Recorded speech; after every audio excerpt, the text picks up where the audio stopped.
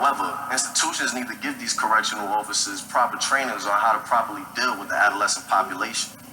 And they also need to give them proper trainings on how to deal with the mental health population as well.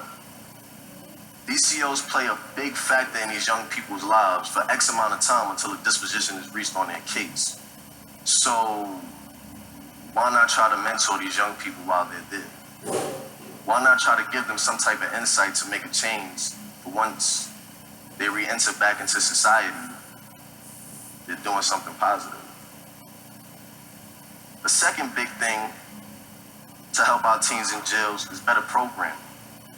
When I was on Rikers Island, a huge thing was solitary confinement.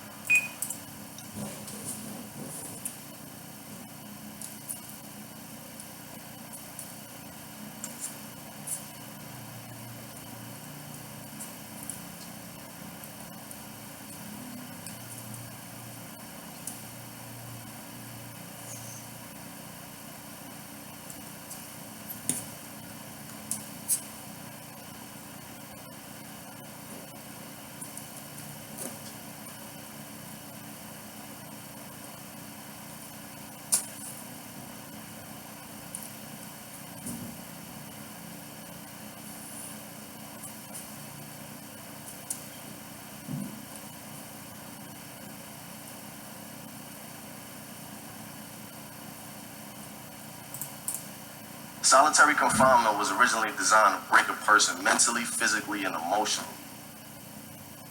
That's what it was designed for. The U.S. Attorney General recently released a report stating that they're going to ban solitary confinement in New York State for teens. One thing that kept me sane while I was in solitary confinement was reading. I tried to educate myself as much as possible. I read any and everything I could get my hands on. And aside from that, I wrote music and short stories. Some programs that I feel would benefit our young people are our therapy program for the kids that like to draw and have that talent. And what about the young individuals that's musically inclined? How about a music program for them that actually teaches them how to write and make music?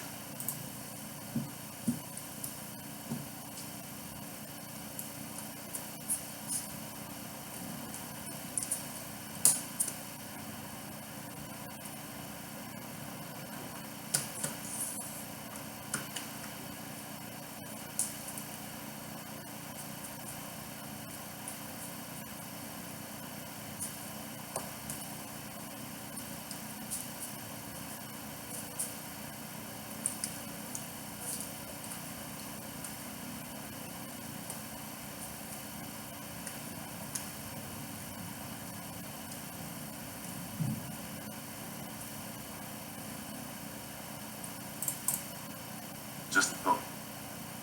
When adolescents come to Rikers Island, C-74 RNDC is the building that they're housed in. That's nicknamed Gladiator School, because you have a young individual coming in from the street thinking that they're tough, being surrounded by a bunch of other young individuals from all of the 5 boroughs, and everybody feels that they're tough. So now you have a bunch of young gentlemen poking their chest out, feeling that I have to prove I'm equally as tough as you, or I'm tougher than you, and you. But let's be honest, that culture is very dangerous and damaging to our young people. We need to help institutions and these teens realize that they don't have to leave the previous lifestyle that they led when they were on the street, that they can actually make a change.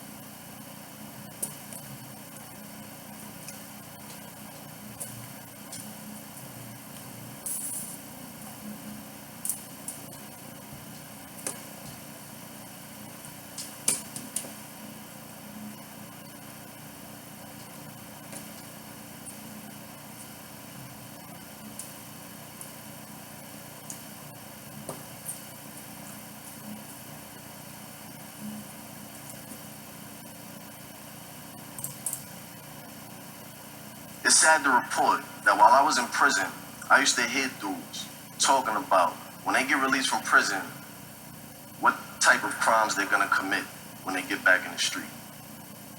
The conversation used to sound something like this. Oh, when I hit the street, my brother got this connection for this, that, and the third. Or my man over here got this connection for the low price. Let's exchange information, and when we hit the town, we're gonna do it real big.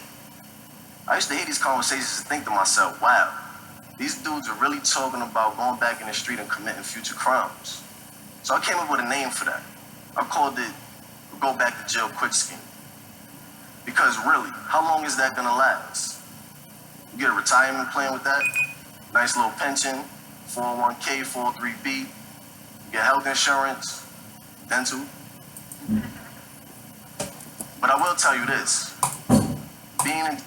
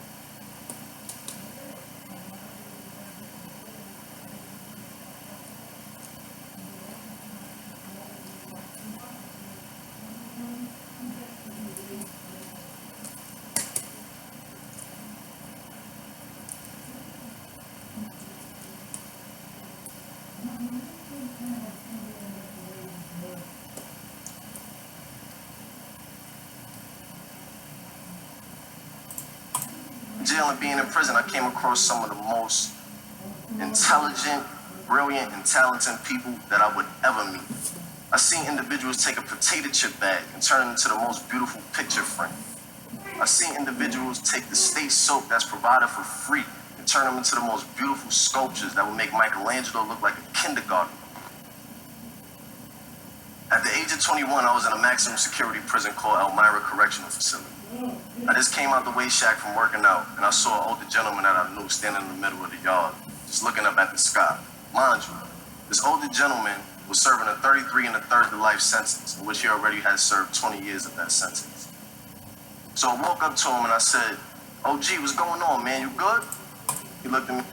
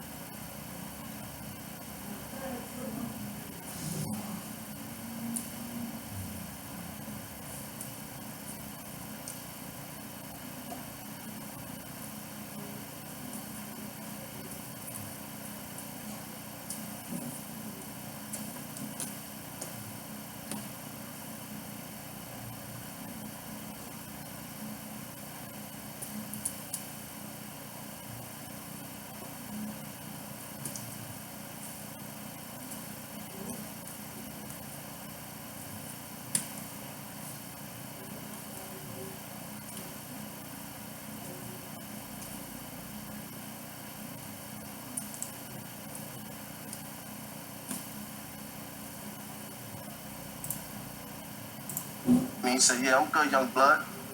I'm like, "So what you looking up at the sky for, man? What's so fascinating up there?" He said, "You look up and you tell me what you see." "Clouds." He said, "All right, what else you see?" At that time, it was a plane passing by. I said, "All right, I see an airplane." He said, "Exactly. And what's on that airplane?" "People." "Exactly. Now, where's that plane and those people going?" "I don't know. You know? Please let me know if you do, then let me get some lottery numbers." He said, "You missing the big picture, young blood. That plane with those people are going somewhere while we're here stuck.